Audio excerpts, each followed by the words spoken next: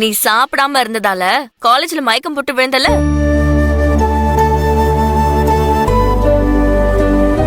எப்படிடா தெரியும்? அது தெரிஞ்ச உடனே நான் உன்னை காலேஜுக்கு பார்க்க வந்தேன்டா.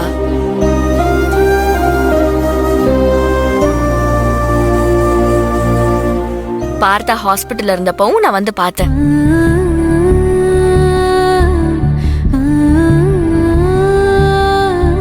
டே அமுதா, நீ ஆபீஸ்ல எங்க அண்ணன் கிட்ட அடி வாங்கினதுக்கு அப்புறம் கூட நான் வாப்பாக்கு போன் பண்ணி விசாரிச்சேன்.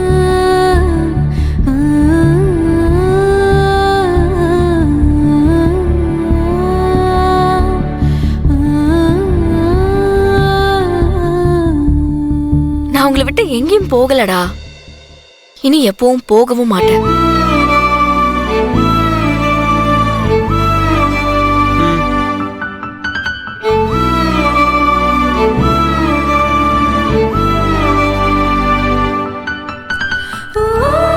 நம்ம எப்பவுமே இதே மாதிரி இருந்தா எப்படி இருக்கும்?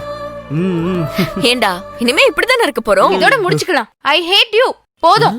நீ இனிமே என்கிட்ட பேசாத. Let's break up. ஏய் ஏய் ஏய் ஸ்வேதா, ஸ்வேதா நில்லு. ஸ்வேதா சொல்றது கேளு ப்ளீஸ். ஸ்வேதா என்ன விடு.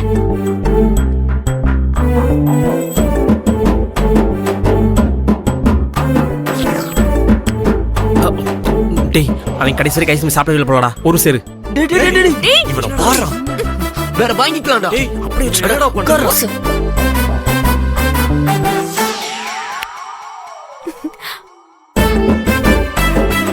காதல் கல்யாணம் எதுவுமே நம்மள பாதிக்கவே பாதிக்காது.